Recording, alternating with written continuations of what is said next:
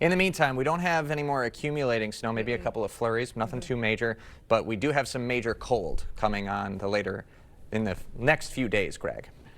Yeah, pretty much the pattern's going to change, and with a fresh snowpack that's pretty extensive all the way up into Canada, when you have this Arctic air that plunges south this time of year with the snowpack, it can really drop those temperatures quite quickly below zero, and we're going to have some wind chill with it too. So this gives you a 3-day outlook what's going on. So the yellows and greens, especially go to the Pacific Northwest, which they've had that atmospheric river, it's going to eventually end here.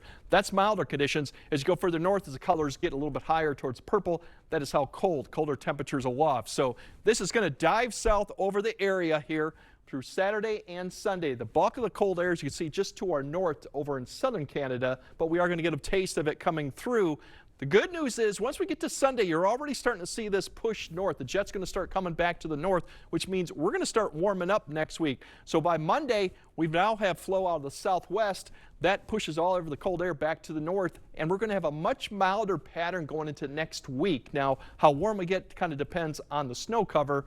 But the good news is we got about 2 days of really Arctic type air going through, and then we're going to see some changes next week. So just bear in mind through Sunday, Monday is going to be different, and then Tuesday, Wednesday definitely. We have a cold weather advisory, meaning the wind chill or temp, in this case more wind chill, could get as low as 35 below. Right now just to the north of La Crosse, we'll see if these more counties are added as we get closer to the event. This starts midnight Friday. Really it's going to be Saturday morning, probably a Saturday night, and maybe early Sunday morning is really the bulk of it. The winds will be strongest as we go on Saturday, a little lighter. So that's why we got the alert day conditions for the dangerous cold. We may not get above zero on both days, and tonight, overnight lows could get below 20 below. So that's what we're looking at right now. Now wind chills, give and take that this is kind of an average during a 3-hour period. So you're likely going to see colder wind chills than what this is going to depict here. But you can see by Saturday morning, winds 10 to 15. So you're looking at wind chills approaching 30 below Menominee. Other areas are in the 20 to 25 below. Once again, this is on average. It'll probably be colder at times